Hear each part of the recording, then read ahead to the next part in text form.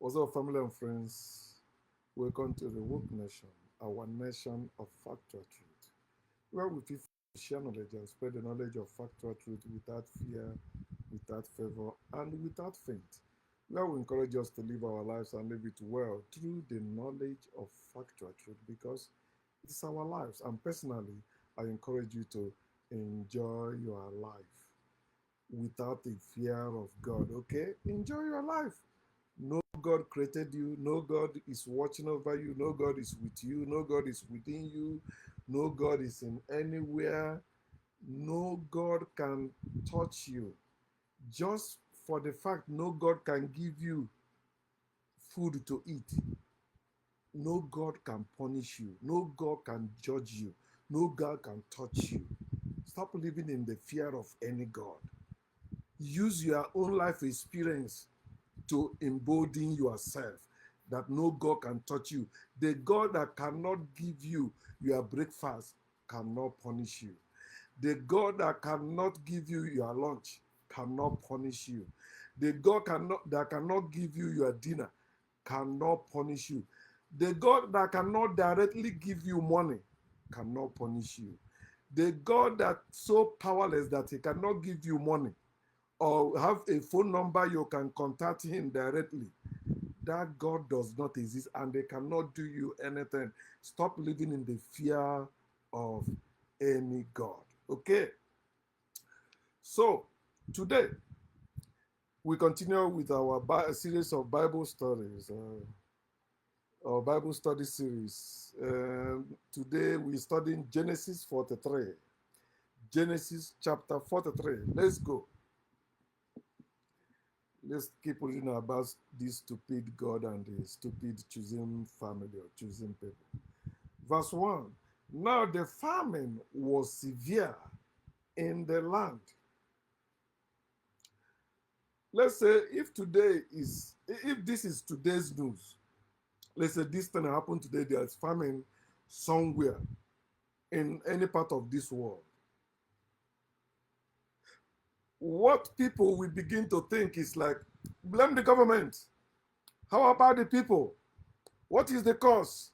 Is it the people? Is it because people are not respecting their parents? Well, the only thing they are too afraid to mention is where is God?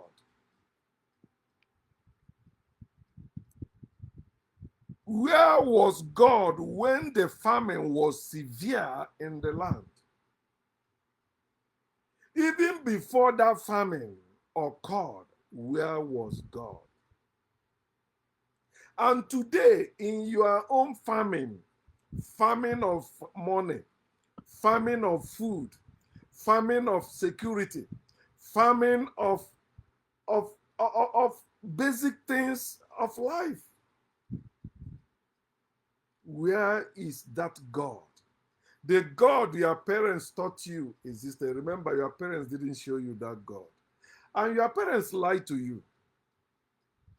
Yeah, even the names you are bearing should teach you that your parents lied to you. Yeah, your parents lied to you because they were coached, trained, raised to lie. Because if they don't lie, they tell them they will go to hell. And the lie is what they call the truth or the gospel truth. But it's a lie. They didn't see the God they taught you. They didn't see the Jesus they taught you. They haven't been to heaven they taught you. They haven't been to hell they taught you. And the book they call holy, they never study it. You cannot sanely study the Bible and still call it reasonable or holy anything and value it for something you can use to maybe build a life or support life. No. When you read it, you will see the wickedness of God and the wickedness of men of God. That's all you see. Remember, I used to say wickedness of men. That was part of it. But the full thing is wickedness of men of God. Everyone that have enslaved another person did that in the name of God. Every wicked culture, every wicked tradition, every wicked institution is in the name of God. Even if you don't believe what I'm saying, but you believe the Bible, ask yourself, is it wise for you to destroy the entire family because one of your children or two of your children disobeyed you or did what you don't like? For the fact God caused that flood in Noah's time in the Bible to kill innocent people with wicked people, although he is their maker. Their Bible said that poor and rich have one thing in common. It said God is their maker. The same with the wicked people and the people you call nice people in that religious settings. Both of them, God is their maker. God is not my maker. I am not good. I am not bad. I am not nice. I am not wicked. I am nature. I am nature. I don't need all your bullshit definitions or naming. I don't need it. I don't have a name. I am a Bubedike. The name they gave me was given by my enslaved parents, Christian parents. And you're supposed to know, Africans, we never have surname before. We don't have surname. Your parents don't name you in ancient Africa because you can only name your dog. You can't name your fellow being. You name your dog, your animal. You can name them, your cat. You can name them. But when it comes to somebody like you, you don't have power over that person. You don't own that person. That person is not your slave. So why should you name him or her? We never name our children in the antiquity. It was the invaders, the enslavers, because they came to steal, kill, and destroy. As Asians, as Arabs, as Europeans, yes, they invaded and enslaved us and begin to name us as their property, as their animal. But we are nature. That's why they never succeeded. No matter how much they try, nature will still make you bow. You will still bow to nature. That's why you call it death. And you say you are resting that person in peace. Bullshit. You cannot be against nature and have rest, alive or dead. You can never have rest. Because nature don't forgive. Nature don't forget. Now the famine was severe in the land and no God was present. No goddess was present. They never show up in the time of need to help their adherents, as their worshippers, their praise singers, their believers, their followers. Imagine if you're following me and I tell you that I can be sending money to anyone who asks me. And since, let me say, 2010, you have been following me on Facebook, and you have been telling me about your need. You need financial help. You have been asking me for this. And I keep giving you testimony of how I used to help people, how I'm helping people. I give this one that. I send this $1 million. You're asking me for maybe $1. But you hear me testifying, other people testifying about me, how I'm giving them millions, how I'm giving them thousands.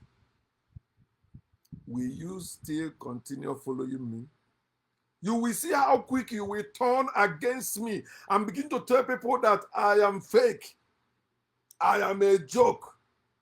But when it comes to God, that fear your parents planted in you through the priests, through the pastors, through the school system, through the religious system, that fear will not let you to apply that wisdom when it comes to the things they mention God in. In fact, that word God blinds you. That's what blinds you. That's why I say that your leaders are blind, leading the blind.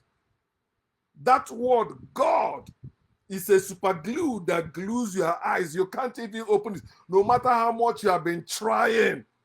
And the only liquid that can open that your sealed eyes is the knowledge of factual truth. Factual truth, not just truth. Remember, in their book, they said, Jesus said, you shall know the truth, and the truth shall. It didn't say you shall say the truth. It didn't say you shall preach the truth. Remember, he said he's the truth, oh. But he said, you shall know the truth. He did not say you shall know God. He did not say you shall know Jesus. He did not say you shall know the Holy Spirit. He said, you shall know the truth. He did not say you shall know me. He said, you shall know the truth. The truth is what they teach you. And that truth never set you free. The only truth that will set you free is factual truth. Spiritual truth will never set you free. Religious truth will never set you free. That's why you see spiritual and religious people, when they are facing famine in reality, they never speak against that God or even tell people, listen, we talk to God. Oh God. They try to defend that God.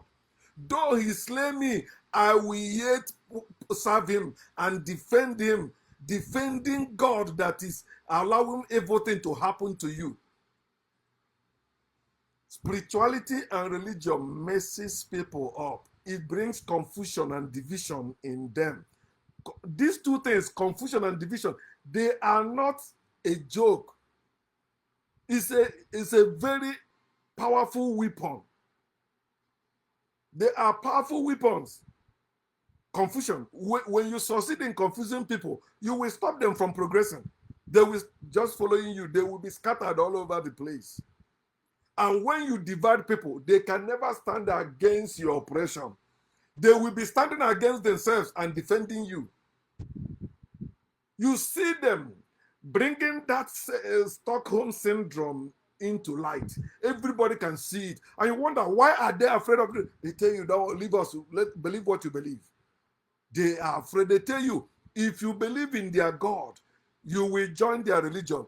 If you don't believe in their God or join their religion, you are going to hell. But when in the midst of famine, they are suffering, they still believe you are the one that will go to hell. The God that failed to help them will throw me in hell. While they are having famine, I am not having famine. They are suffering poverty. I am not suffering poverty. But they tell me that I will go to hell. They will go to heaven. Because this world is nothing to them. This world is not their home. This world is my home. If the world is your home, all of us, we see it. When you are busy going to church, going to mosque, going to religious places, it shows this world is not your home. You guys are not planning to build. Everybody's scattered. I'm looking for a job. I'm doing this. I'm doing that. All for money. And God. Still in verse 1, oh, I've spent more than 10 minutes talking about it. Verse 2, and it came to pass when they had eaten up the grain which they had brought from Egypt. Remember, everything that is you are reading about, maybe history or something that is happening, always ask yourself, where is God? What is God doing? Don't go looking for some quotation or some teachings they're already given to you, like to use it as a damage control. No. It's between you and that God. You believe in that God also, right? Forget about the testimony of others. Forget the miracles of others. Focus on your own. Why is that not God not coming true to you? Why is that God not coming true for you? Why is that God not showing up to stop your own famine, to stop your own poverty? If you believe that God will punish me and bless you, why is that God letting you suffering famine? Even to this day, you are coming to beg me for money. You are coming to beg me for assistance. You are coming to beg me for protection. You are coming to beg me for help. But you believe I will go to hell, you will go to heaven. Why not your help now come from above? Why not? If your help comes from above, from God, with whom there is no variableness or shadow of turning, He's faithful God. He's careful. He's mindful of you. He loves you. He said he will provide for you. That you don't need to be afraid. That he takes care of the grass in the field and the birds of the air. He said, don't worry. He said, just be righteous. All these things shall be added to you. My father was righteous till death. God did not add anything he prayed for to him. When I was 40 something years old, I called him. I asked him, when will this God bless you? He said, I'm your firstborn. I am over 40 years. You still telling me this God will bless you? How? He died in 2023. Wickedness of God. My father served God faithfully. God fed my father. My chest, he died. My brother who was with him when he was saying my chest did not take him to church. He did not even take him to hospital. He took him to lab. Because now you know how much it costs to go to hospital in Africa. So anything anybody do when they are sick, they don't go to hospital. Know why? Know why they don't go to hospital? They rather go to prayer houses than hospital. They rather go to quack places than hospital because they know they cannot afford hospital. Many people are dying in Nigeria because of no health care, no good hospital. But you see, they are the one that will come and tell you God is good. You love God. Hey, I am an Eli. Hey, ono mana mma ala n'iyi. Chineke ono maka na mma ala n'iyi. Bịakwa ka amụọ nkịta ịba ya agbawo unu na da Chineke.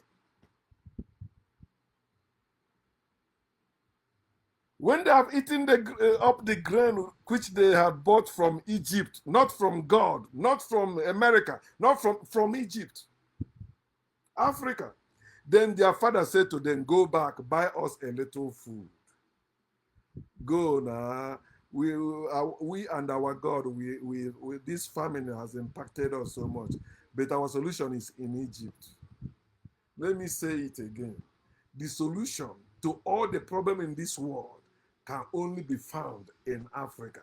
And until Africans wake up to themselves and fight to regain their position in this world, wars will continue happening. People that invaded and enslaved Africans will never know any peace. They will continue having war within and without them. They will continue having war until nature prevails, which is Africans. Verse 3, but Judah spoke to him, saying, now they know how to speak. Hunger. Hunger is what is happening today in families.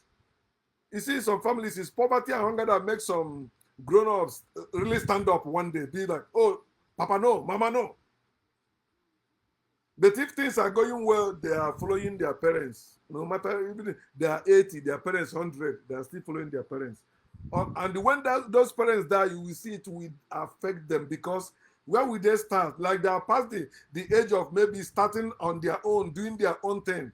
All their life, they have been following their parents sheepishly.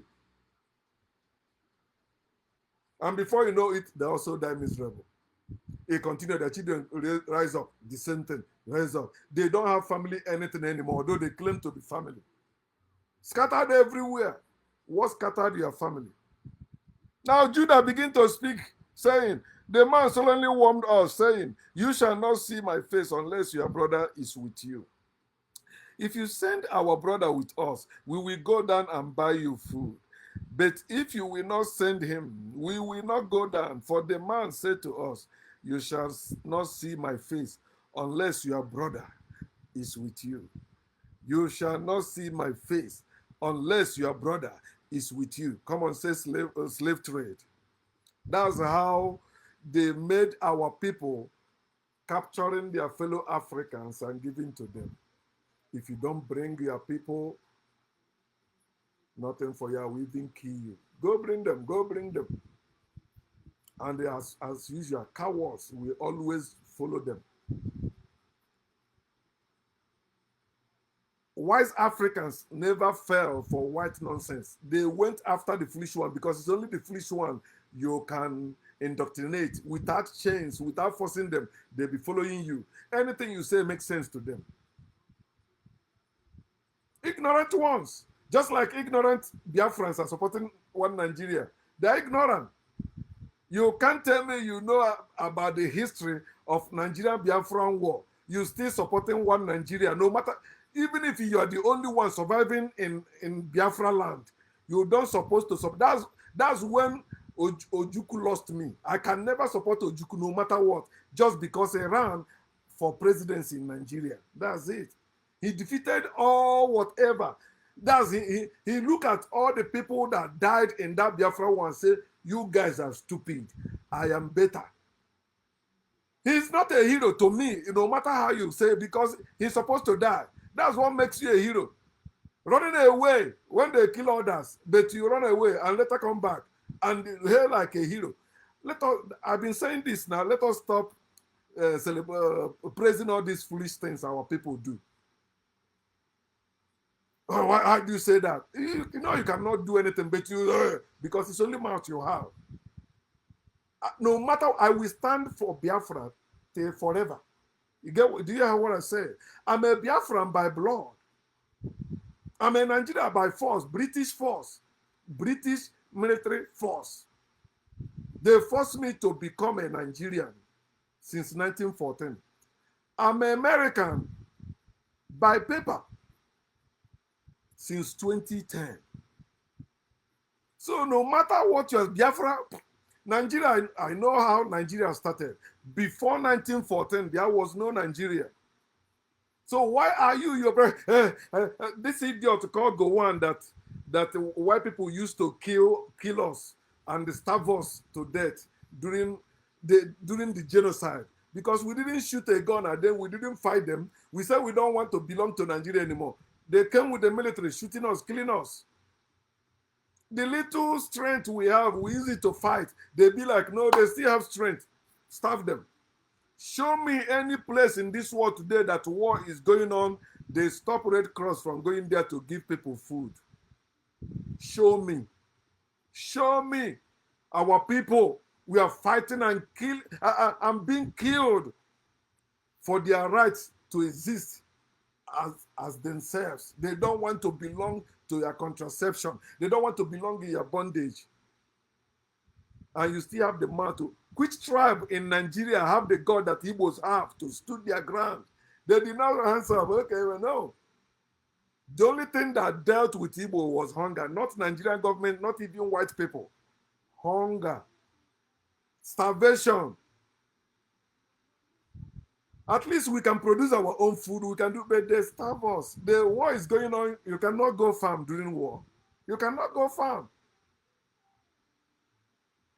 But look at them and us today.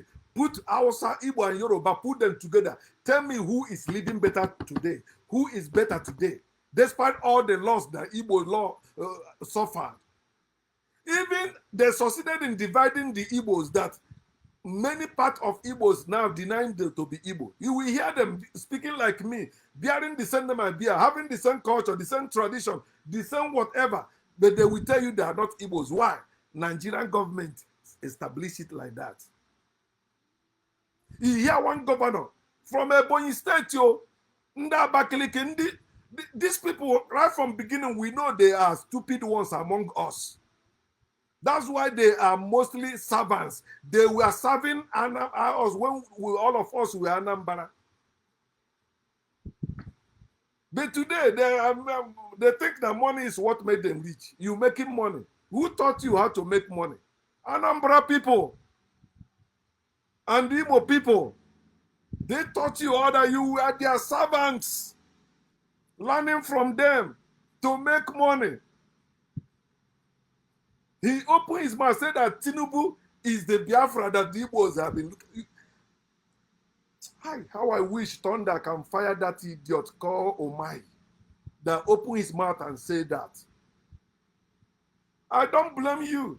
MAK is still in jail because our people don't plan well. They are too emotional in everything. Instead of them to stand with the truth, spirituality and religion has confused them.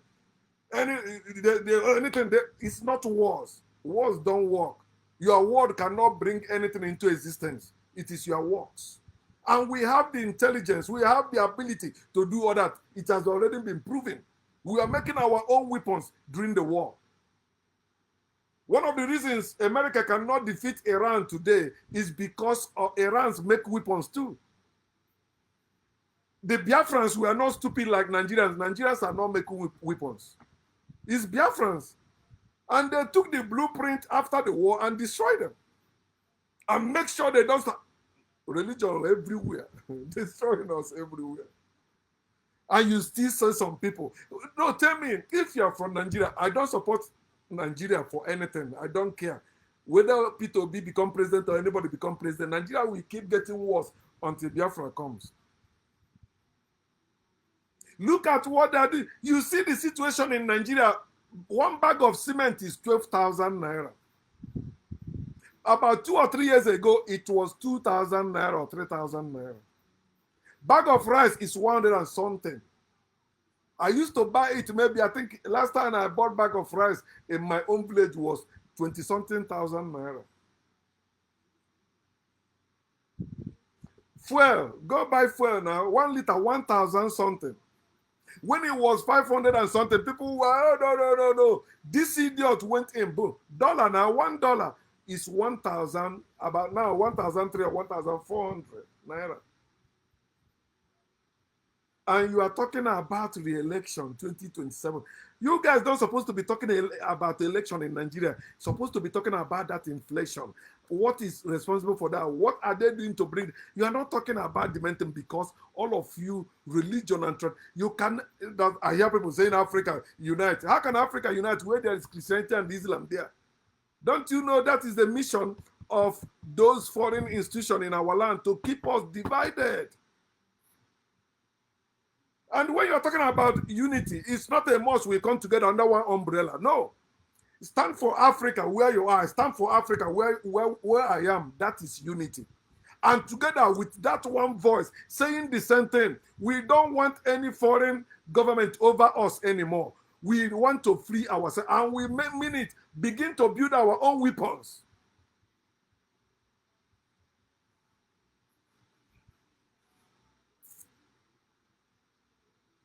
If you don't bring your brother, you're not seeing me. I'm not giving you that money again. I'm not giving you that weapon again. Go and bring your brother. Let him serve as my slave. Let him worship me. And you see some stupid black people, especially in America, say, yeah, you people sold us. You are an idiot.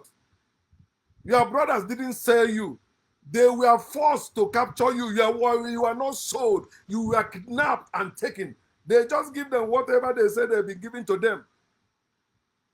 They are the one that sold you. When they get to Europe, when they get to America, they begin to sell you. That's why I tell you that a father that sell his daughter cannot come back, but his son can come back after 6 years. On the 7th year of Jubilee, release the sons, but the female stay there. That's what is called marriage. You are there forever. You don't have share in inheritance. You don't have share in where you were born. Your share is serving your husband, who is your slave master. Verse 6, and Israel said, why did you do so wrongfully with me as to tell the man whether you had still another brother? But they said, the man asked us politely, pointedly, about ourselves and our family, saying, is your father still alive? Have you another brother? And we told him according to these words. Could we probably have known that he would say, bring your brother down? Verse 8, then Judah said to Israel his father, send the lad with me, and we will arise and go, that we may live and not die. Without food, you will not live, but die. God cannot keep you alive if you stop eating food. What is keeping you alive is food, not God. Let me read it again. Genesis chapter 43, verse 8. That we may live, send the lad with me, and we will rise and go, that we may live and not die. Both we and you, and also our little ones, we need the food to be alive. God cannot be your life. God cannot keep you alive. God cannot be your life, and God cannot keep you alive. My brethren, my fellow Africans, God cannot be your life, and God can never give you and keep you alive. Think about it. That's why the institutions they planted in our land can never sustain us. It can never be well with us, with them. Never. You need food, you need nature to stay alive. No God is keeping you alive. No God is waking you up every morning. It is natural thing. It is your nature. Whether you like it or not, you sleeps and awakes. And that's what you call life and death. But there's no such thing as life and death in nature. It's life. Circle of life. In that circle of life, a lot of great things. No bad there, no good there. It's all nature. I myself will be surety for him. From my hand you shall require him. If I do not bring him back to you and set him before you, then let me bear the blame forever. For if we had not lingered, surely by now we would have returned this second time. Remember what Reuben said. Reuben said, take two of my sons. If Benjamin did not come, remember, that's what Reuben answered. But his father did not take that. But at least Judah made sense. Instead of using your son as slave or to pay your debt, why not you be that slave or pay that debt to yourself? Many of you are having children, raising them as slaves. And you see many adults today living like slaves because that's how their parents raised them. Obedient people, God-fearing people. They obey, they trust and obey without questioning God. Trust and obey people because you are raised to be so. Judah said, no, me. Let me bear the blame forever. Judah did not say his little ones like Reuben did. No, Reuben is just an example of a stupid firstborn in the family, firstborn son. He sleep with his father's wife, also talking nonsense. Take my children, they are my sacrificial lamb. Just like stupid God who sacrificed his son. For solution, he can just, at the snap of a finger, God will just solve all the problems in this world as all-knowing God, all-powerful God. He's the one that created everything. So why do we need to kill his son for ordinary sin, common sin? And this sin, even the blood of his son failed to remove this sin. His people still sinning. Silly God like Reuben. But Judah, and I know Judah, they say stand for praise. See what he said. Me.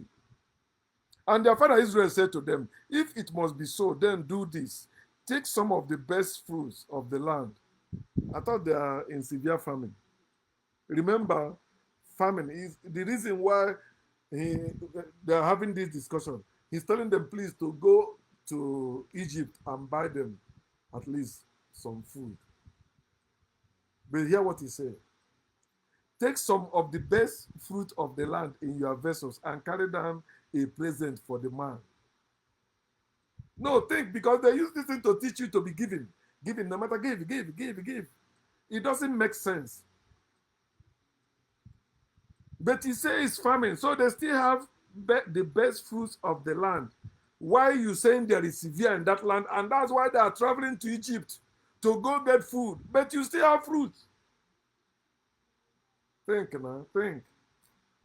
Maybe it's like some Christian family. And I know some Christian family see the woman serving her husband with a broken plate or one old plate. But when their pastor or their priest comes, those special plates they put in a glass shelf, she will go and bring it, wash it. And that day the food will taste different, everything differently. Because when it comes to Christian family or religious family, their brain don't recognize them. They only recognize anything that have influence of God. And that's why they train their children to fear them or respect them as God over them. How dare you talk about your parents like that? How dare you talk to your parents like that? Fuck that. The same way I talk to you is the same way I should talk to my parents. And the same thing with you too. Your parents doesn't have two heads. My parents doesn't have two heads. So why should we be living in fear of them? Even when it is obvious they are lying or misbehaving. You want us to shut up? At my age, over 50 years, I'm still concerned about what my father and my mother is saying or doing? Nah, man. There is something you're supposed to pause now and think. But that's what you see in their families because of all those lies. Okay, hear what he said. And carried down a present for the man. He said, a little balm and a little honey, spices and myrrh, pistachios. Oh, so pistachio is in the Bible. Pistachio nut. I'm eating it. You see my mixed nut. Pistachio is inside. Mm-hmm. Wow.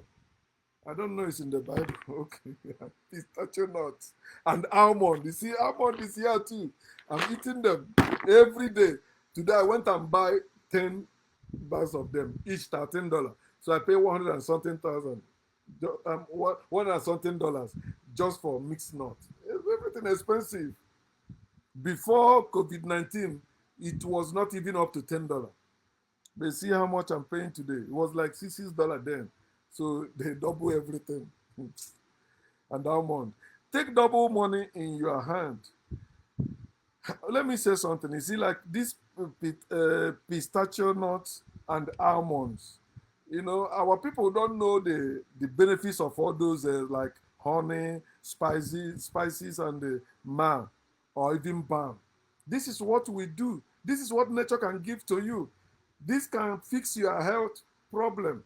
This can make you live better. But no, they're still telling you about God and Jesus. Things that will not help you, that cannot heal you, that cannot do anything. These things can even repair your damaged cells. But no, our parents didn't teach us that. My parents didn't teach me about balm. They didn't teach me about honey. They didn't teach me about spices. They didn't teach me about myrrh. They didn't teach me about pistachio nuts. They didn't teach me about almonds. Even when they want to teach me about the gift that people brought to when Jesus was born, they are telling you as they brought presents, so you be bringing presents in Christmas, giving gifts. No, those presents they mentioned, they give to them. What are they? Huh? Did I still remember them? Frankincense and myrrh. See, gold, frankincense and myrrh. I think so. Do we value gold? No, we think gold is just what we wear. What can you do with gold? We don't know. Frankincense. What do we don't know. What of myrrh? Myrrh is mentioned here too. We don't know. It's last time I found out the power of even this spice they used to cook meat. I said, wow. I thought it's just to soften meat. I don't know it's powerful. Even anti-inflammation. It's in America, that's where I come, learning all these things. Not in Africa. In Africa, it's church. That's why when you do anything, they put you to jail or to prison. In India, you become born again, you come out to become pastor or become a man.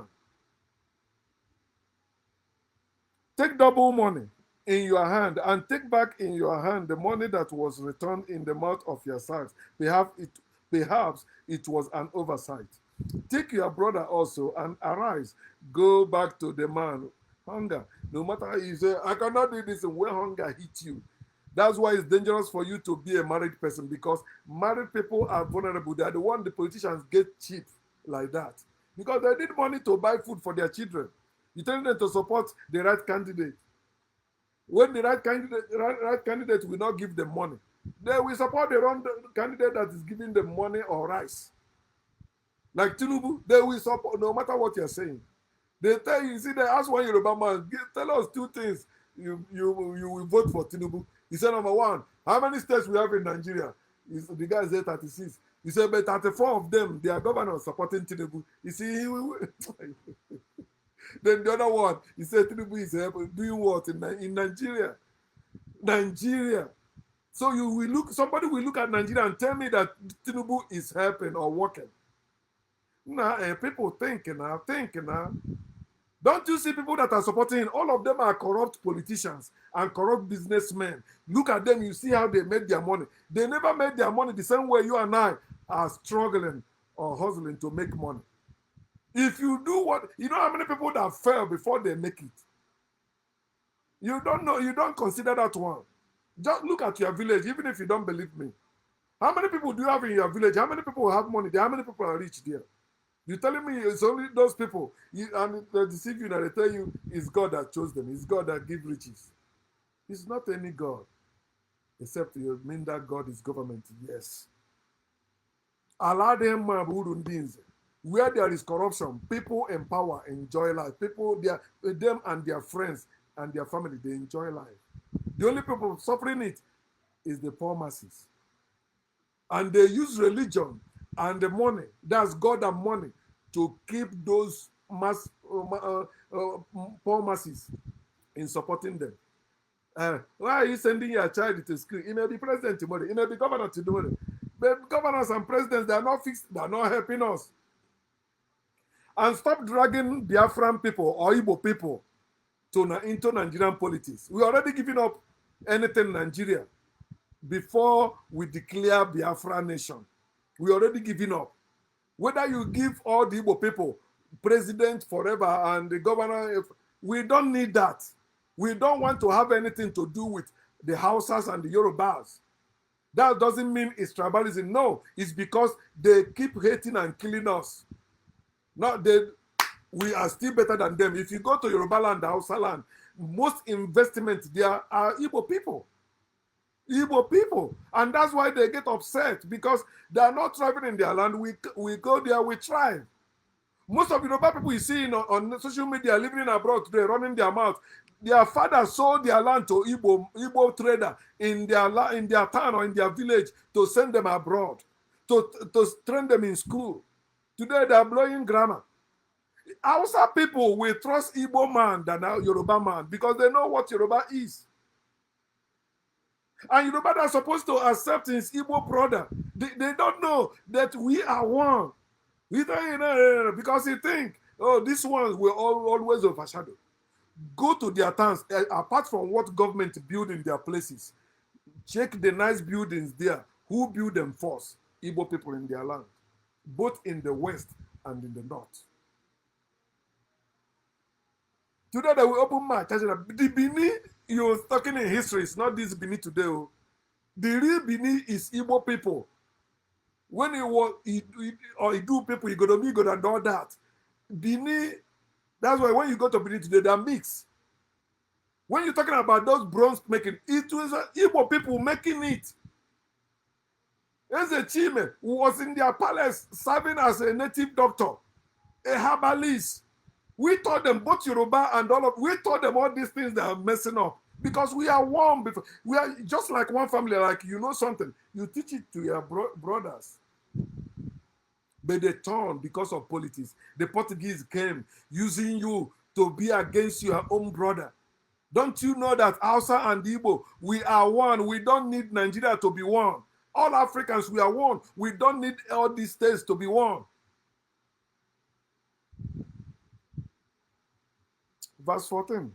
And may God Almighty give you mercy before the man. Story. He can give you food. His mercy he will give the man. That he may give your children before the man. That he may release your other brother and Benjamin.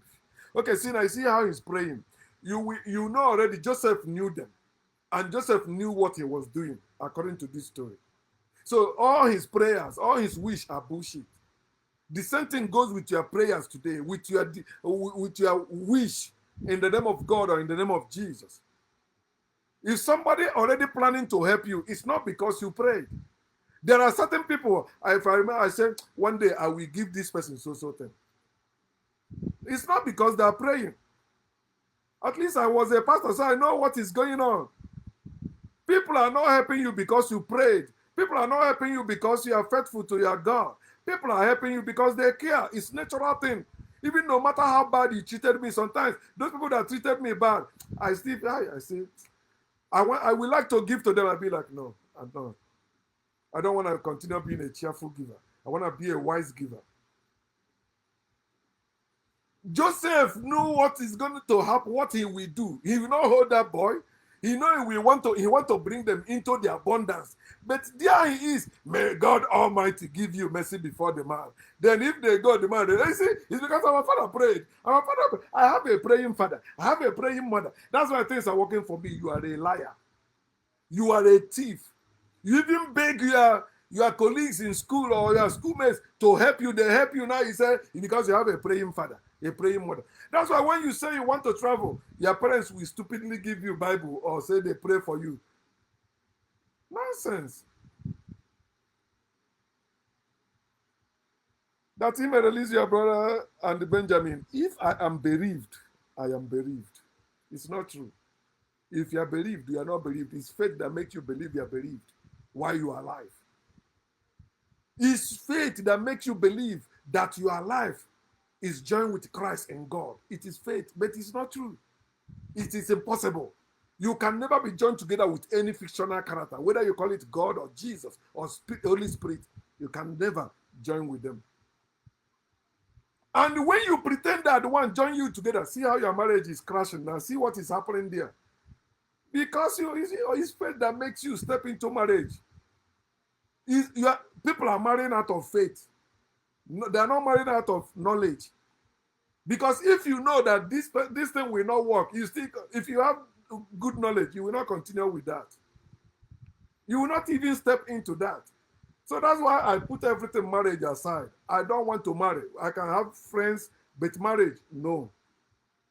Then if I have it, then why am I wasting my time talking? Let me just go back to Christianity and continue, because if I have the same marriage that I'm having, what makes me different from them? See, we have a lot of things to live. Yes, it will hurt us, even to the extent of us sleeping for long sleep and come back again to start afresh. You must let it go. If you're not ready to let it go, then how do you expect Africans to unite when you can't even afford to lose that nonsense called faith, and you're running your mouth? It's gonna cost you a lot to be woke. You think to be woke African is easy? Your family will reject you. Everyone you know before some of them will come before you smile, but they want you to suffer.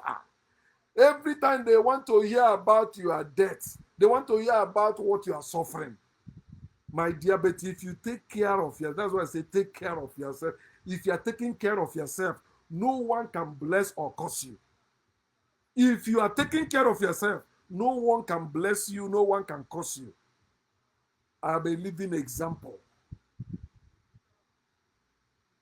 So the men took that present and Benjamin, and they took double money in their hand and arose. I used to preach this double money. God will double your money, double money. For where it never happened.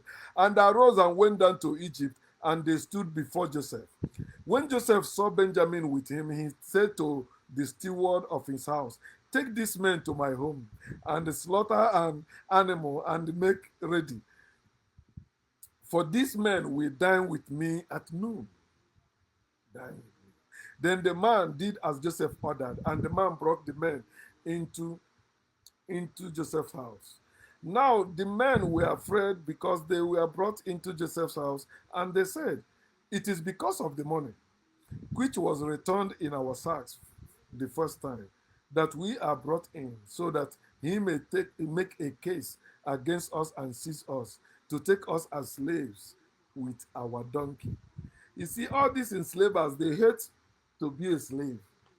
That's why you see why people in America, they don't like black people. Yeah, they don't want to themselves, they don't want to be slaves. They want black people to remain slaves under them. But then they said no, because they know any day black people wake up, yes, we will enslave them as they enslaved us. We don't forgive, we don't forget. Anytime we free ourselves, we must enslave them back. Eye for an eye. That's what their Bible says. When they drew near to the steward of Joseph's house, they talked with him at the door of the house and said, "Oh, sir," imagine,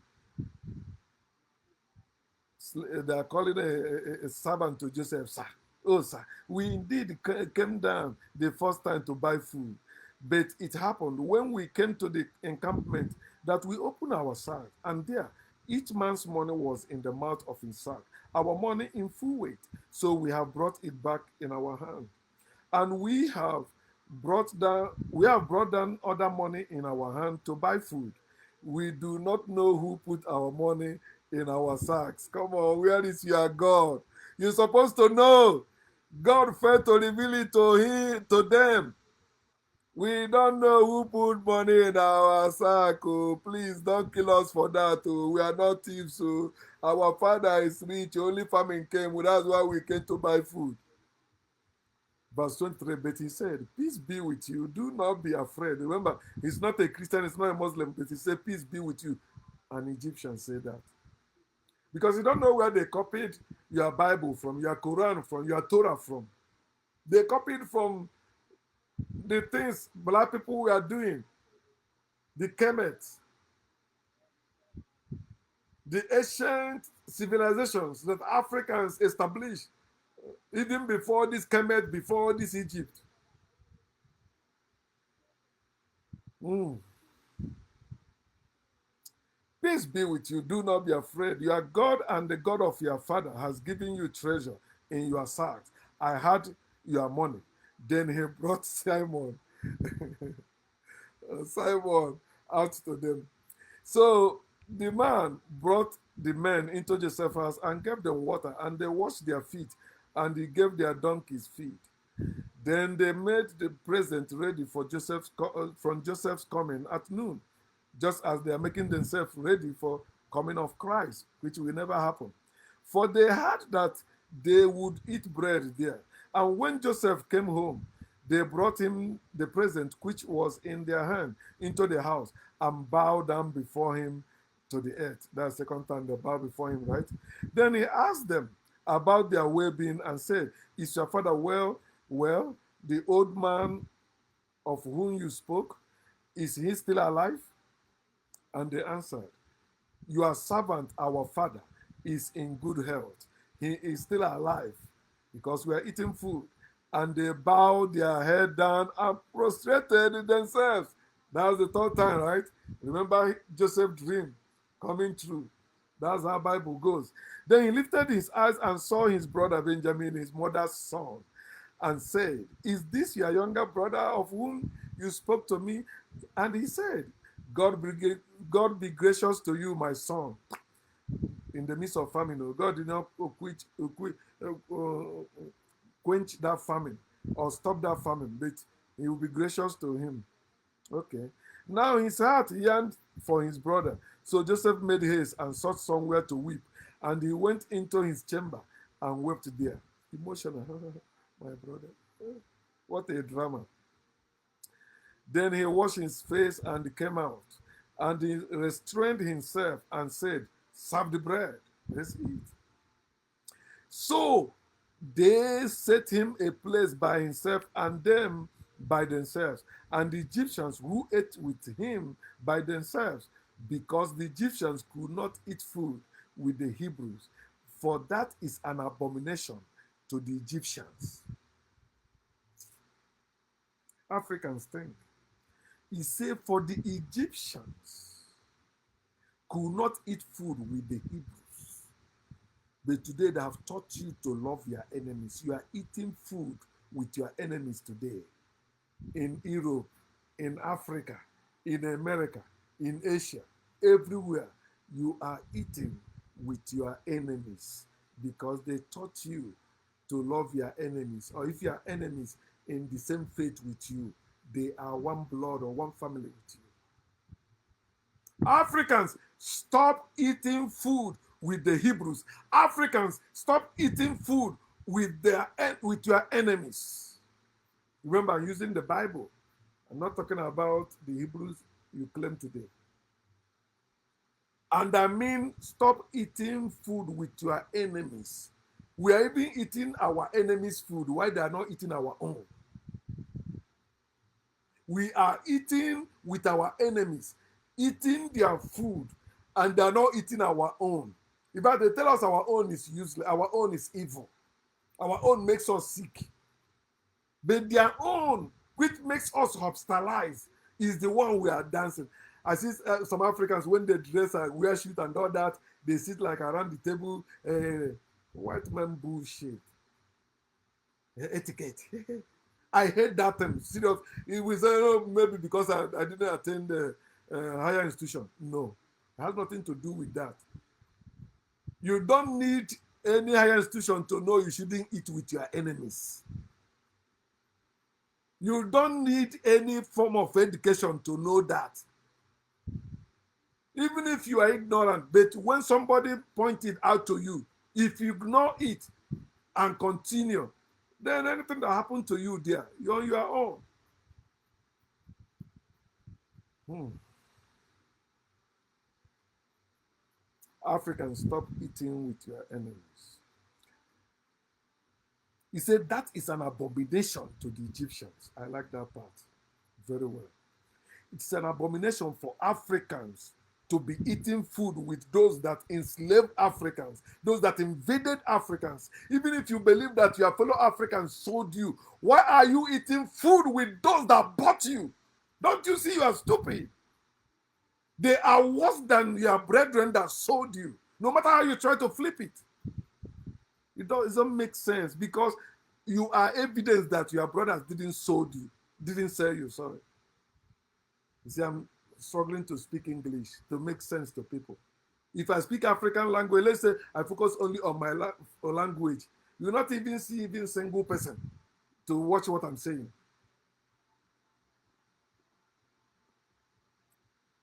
The last verse, verse 33. And they sat before him, the firstborn according to his birthright, and the youngest according to his youth. And the men looked in astonishment at one another. Then he took servants to them from before him. But Benjamin's servant was 5 times as much as any of theirs. Partiality, not equality, right? It's in their blood, bro. These people. So they drank and were merry with him. That's the nonsense they taught us also. Firstborn, birthright. The lastborn, the youth. This one, your position is this. Your position is that. This one, your food can be more than your own brother. You have one, your brother can have 5, although he's youngest. And Africans adopted it and say, that's African Christians and Muslims, and they are this spiritual one. It's our culture, it's our tradition. We don't have our true culture and tradition in Africa. We are still slaves. Slaves don't have culture and tradition. All the culture and tradition we have today are foreign to us, all of them, non-exempted, including wearing of all these things. But the reason why we are wearing to show them, yeah, no matter where we still, okay, it's our own that we know ourselves. Remember, I used to wear ankh. I throw it away because somebody, an African, said, "How can you say you are woke but you still wearing ankh?" I went and okay, ankh is a spiritual thing too. It's useless. Bam. God, eat and enjoy yourself, okay?